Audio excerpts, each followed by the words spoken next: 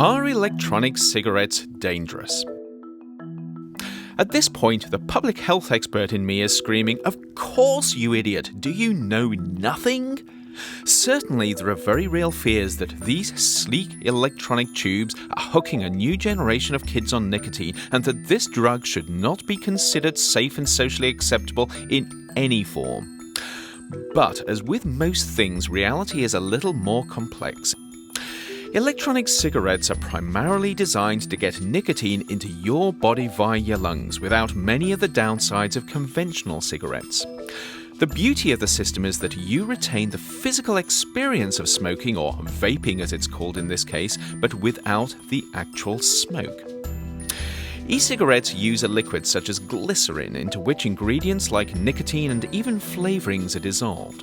When you take a puff, this liquid is vaporized on a hot wire and forms a cloud of fine particles that, when inhaled, penetrate deep into your lungs. The good news for smokers is that electronic cigarettes don't produce many of the harmful compounds that burning tobacco does, and you get less harmful side stream smoke that regular cigarettes produce. So at first blush, e-cigarettes look like a great way to get your nicotine hit. They might even possibly help some people kick the smoking habit, although the jury is still out on that one. But vaping on an e-cigarette still means pumping your bloodstream full of a toxic substance.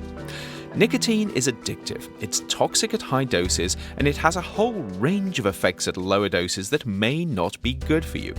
But surprisingly, there's not much known about whether the occasional vape presents a significant risk.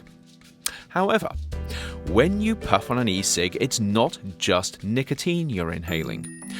Recent research has shown that in addition to what they're designed to do, some electronic cigarettes deliver a range of hazardous metals and other chemicals direct to your lungs with each inhale. Admittedly, these only seem to be present at very low levels, probably too low to be dangerous in most cases. But without regulations on e-cig performance and use, this may not always be the case. What's worse, because of these potential contaminants, even nicotine-free electronic cigarettes may be more harmful than people think if they're not regulated. That said, there's no reason why the technology can't be developed to avoid unwanted contamination.